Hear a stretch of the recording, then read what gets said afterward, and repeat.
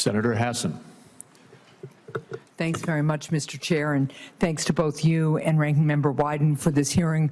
Good morning to our nominees. Congratulations on your nomination, and congratulations and thanks to your families as well. To both of you, I want to start with a very simple question. If directed by the President to take an action that would break the law, would you follow the law or follow the President's directive? Senator, I'm going to follow the law. It's always going to be my North Star. Thank you. And Dr. Adams? Senator, I know that wouldn't happen, but I would follow the law. Thank you.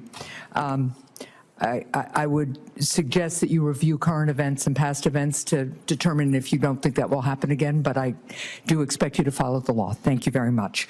Dr. Adams, many states struggle to recruit and retain foster families to care for the nearly 200,000 children who enter foster care each year.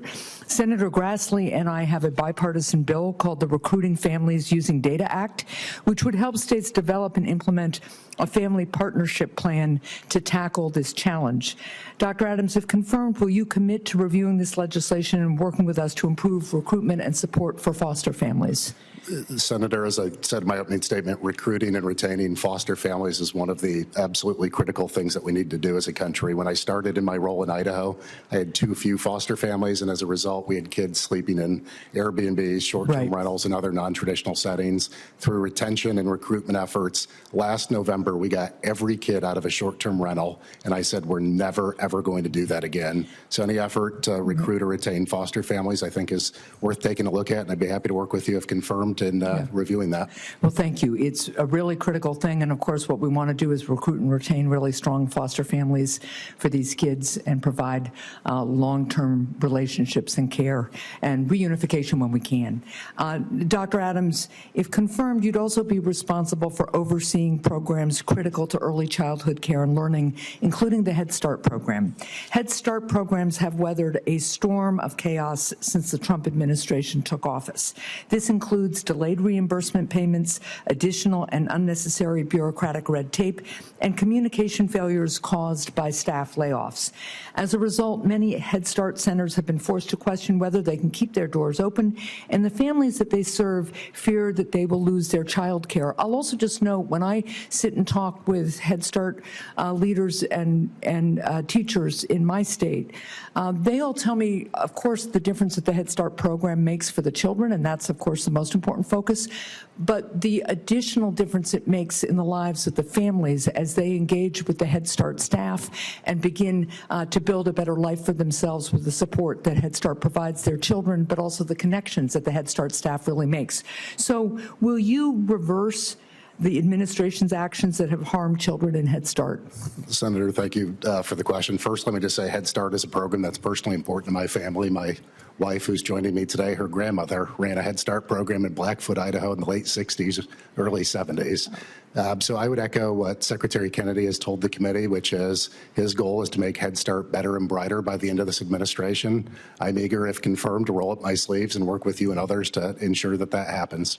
Well, I am pleased to hear that. I am concerned because, of course, the actions of the administration that Secretary Kennedy appears to have supported has really wreaked havoc in the Head Start community. And I'm hearing from a lot of folks there, I mean, you know, showing up to work and not having your badge be able to open the door because the administration has just shut the office is not a way to treat workers we value, who are often underpaid and who are doing the critical work of helping our kids. So I hope you will look at reversing those actions.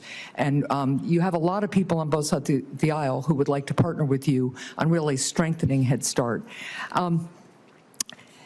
Mr. McKernan, if confirmed, you would be responsible for overseeing the Office of Capital Markets, which is directly involved in developing and implementing policies aimed at improving the housing market. What actions will you take to improve the supply of affordable and accessible housing across the country? Thank you, Senator. Appreciate the question. Been working on mortgage finance issues, it seems like the better part of 6, 7, 8 years now, and certainly an issue near and dear to my heart.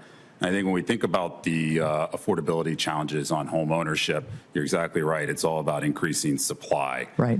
Part of the solution there, it's an issue with many aspects to it, including zoning and others. Part of it is also as you point out, funding for that. And so we need to, in my view, have both banks, housing finance entities, other sources of capital supporting the build out of supply. So that would be something I would certainly be looking at if confirmed, again, is to ensure we have a diverse set of funding sources for supply of housing.